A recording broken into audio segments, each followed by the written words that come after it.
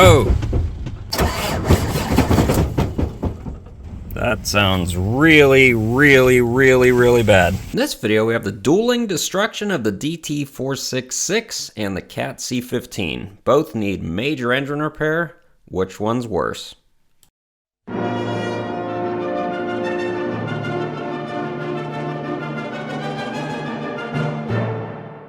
Morning, guys! It is a good day to be a Western States truck mechanic today because do you see the work? We've got school buses, trucks, RVs.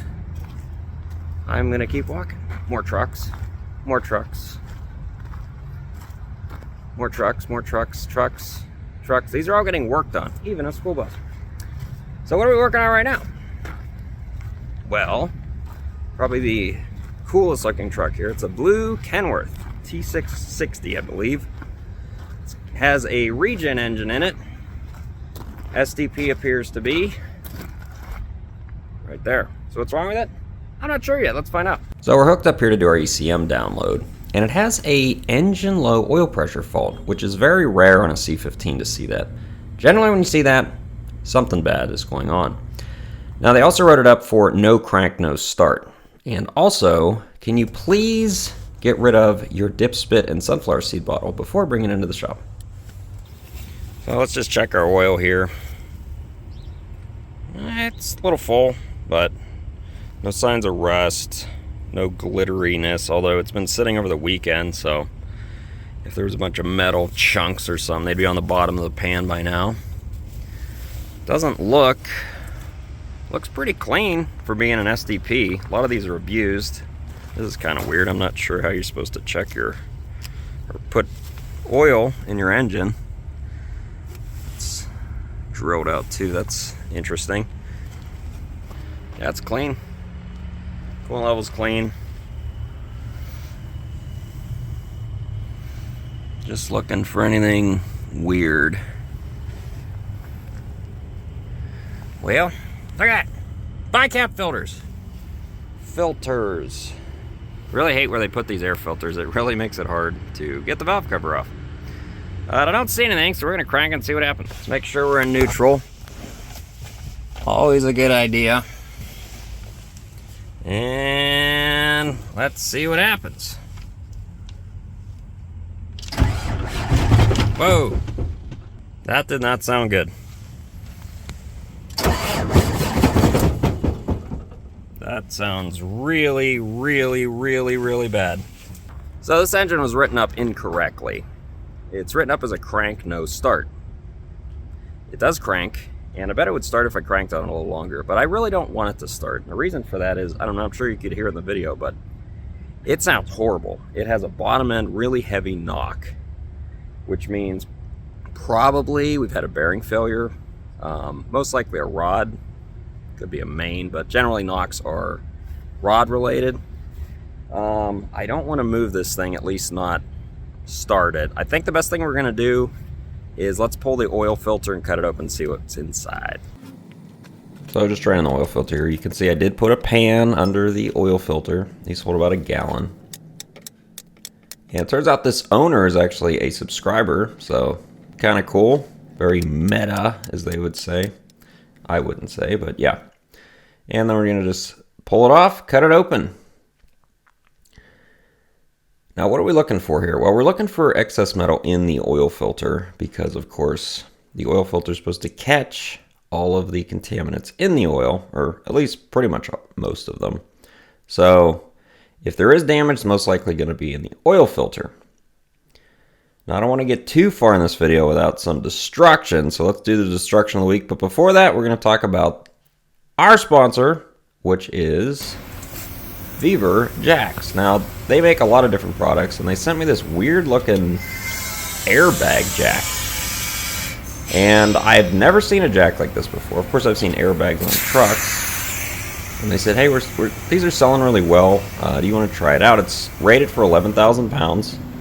And I was like, man, just one airbag, I don't see how much it could lift, but it actually lift quite a bit. So first thing I tried was on this Ford engine powered delivery van. You can probably tell by the colors what the company is that this delivery van is, but picked it up no problem. Thing I like about it the most, actually, is when you release it, sometimes the hydraulic jacks will pop, and I really hate that when the hydraulic jacks pop. This lowers the vehicle very, very smoothly, because instead of it popping the valve to release hydraulic pressure, it's literally just letting air out very, very slowly. I mean, you can do it faster, but I do it slowly. So, and of course, airbags have been used for a long time. Basically, it's the same airbag right there on these heavy-duty trucks. They've been used for decades, so it's not like this is new technology. It's kind of just neat that they're using it as a jack. It's also very light. It's only about 40 pounds. And we're going to be trying it on this International, which this is a stake bed truck, so it's pretty heavy. It also has a DT466 in it, same one we're going to be talking about later.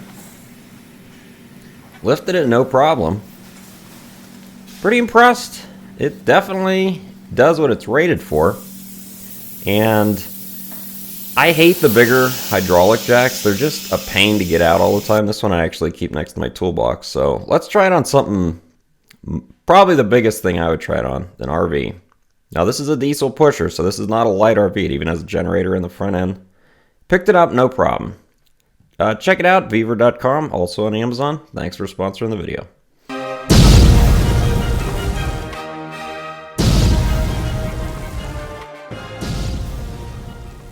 This week's Destruction of the Week, we have some submissions from Jerry, always sending great pictures, and this is a transmission oil filter and the magnets inside.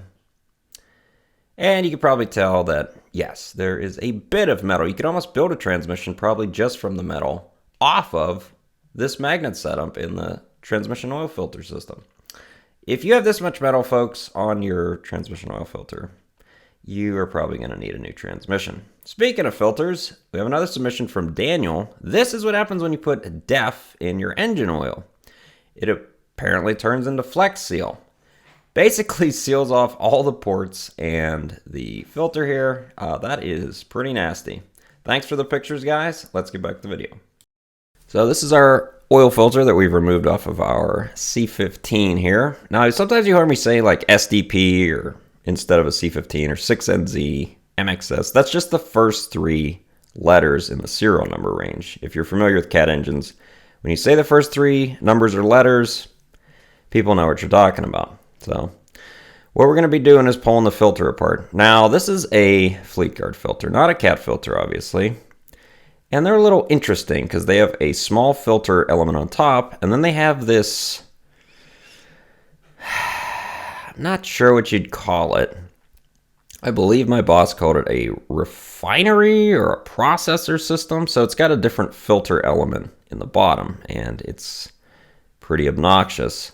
So we're going to try and pull it out. It's basically a stacked, like when you're a kid and you make snowflakes out of paper where you fold it 400,000 times and then cut little holes out of it. That's what they do inside of this filter.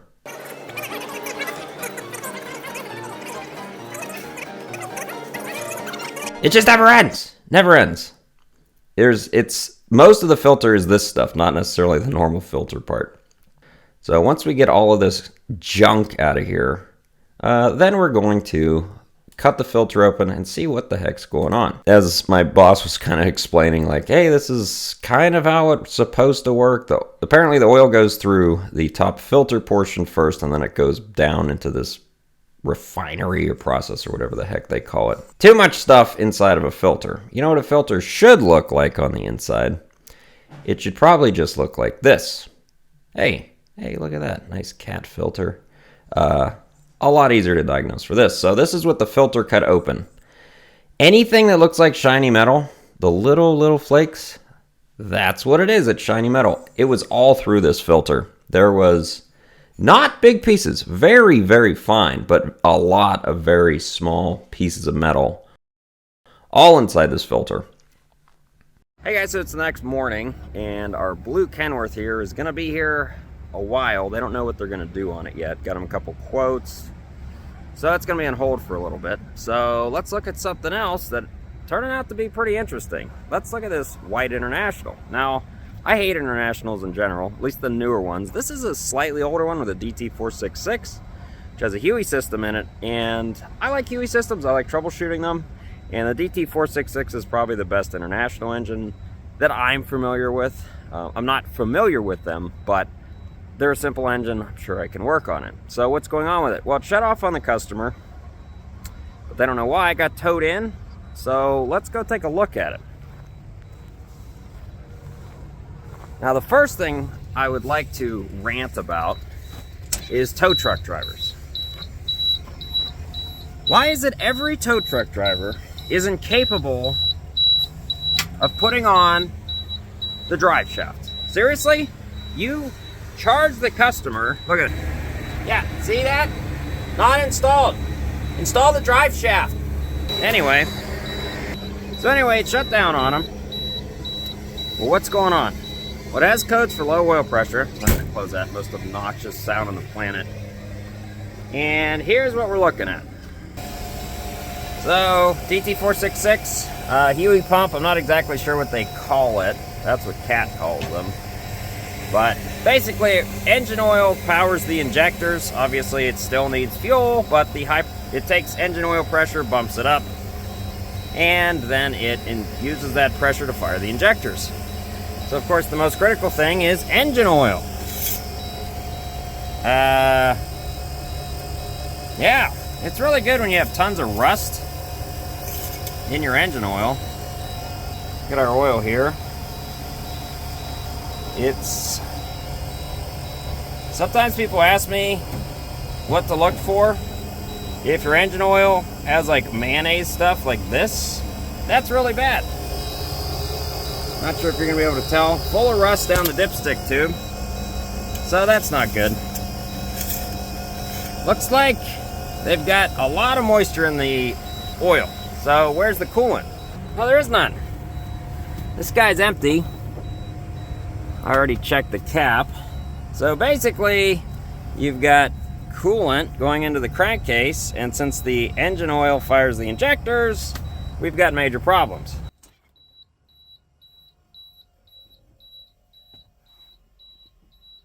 So here's our barometric pressure engine oil pressure, and then our injection actuation pressure, or they call it ICP, desired. So if you crank it, here's what happens.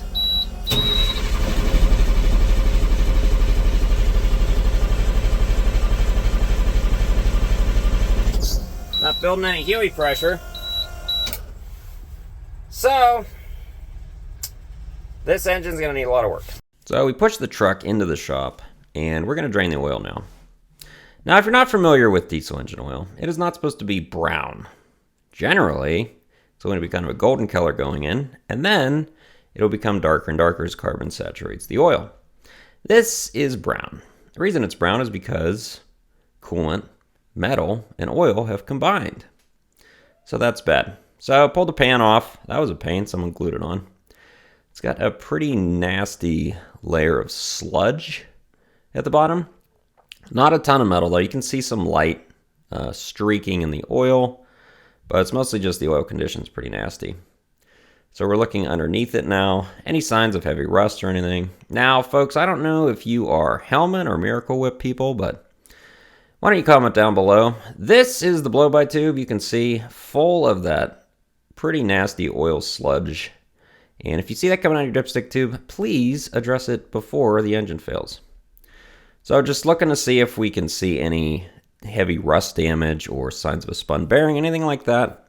Don't see any. Usually you'll see dark overheating imprints in the crank journal or in the rod if it's spun a bearing. So we need to identify a couple things. Where's the coolant getting into the oil? So we're pressurizing the cooling system here to 10 psi, which is what the cap's supposed to be rated at. But, yeah, cap sticker's been gone probably for years, so we're pressurizing it here, looking for drips. Well, that didn't take long, did it? So obviously, when you have coolant in your engine, it got in there somehow. Not supposed to be in the crankcase, so I'm gonna be using the old Cat creeper here. Now, if you notice, my creeper has like a hose where the headrest's supposed to be. That actually is a silicone hose. The The Cat branded ones tend to fall off after a couple years, and if you use a silicone stick hose, it'll never fall off again. Anyway, it's just me being frugal. So where's this coolant / water coming from? Well, see the liner ridge right there? Right there where it's dripping. Looks like it's coming out inside the cylinder, which probably means a cracked head. You could see vertical scoring in the liner, which means the moisture's probably washed the oil off the face of the liner, and then you damaged the liner and the piston. So we cut the filter open. This is a Napa filter. What a cheap pile of garbage. The filter element literally ripped apart when I was trying to cut it. Literally just ripped apart. Junk. And you can see a lot more metal in this engine than the other one. So this one did not have the knocking sound, but if you look in the valleys, you see that light metallic aluminum colored looking stuff? That's all metal. There's a lot. There's probably 3 times as much metal in this, but I'm assuming they were driving this a lot more after failure, or just driving a lot more with the contamination than the Cat engine owner was. Look at that. That's a lot right there. A lot of metal. This is most likely bearing material, although probably some of it's liner material and from the piston because there's vertical scoring there. This one's going to need a lot of repairs. So let's compare filters here and complain about Napa. So Napa filters are trash garbage. This is the Fleetguard one on the left. You can see it has the acrylic beading, which keeps the pleats from bunching up like this in a cheap piece of garbage filter like this Napa one. Don't buy this junk. If Fleetguard's better than Napa, but of course Cat's the best, but this is on a International, so I can't blame them there. So I pulled one of the mains down. The mains and rods did not look bad. If you're looking at this, you can't see the brass or the copper. Not too bad. So not sure how the customer is going to decide how to fix this. Gave him some quotes. Still waiting to hear back from him. Hope you guys enjoyed the video. Thanks for watching.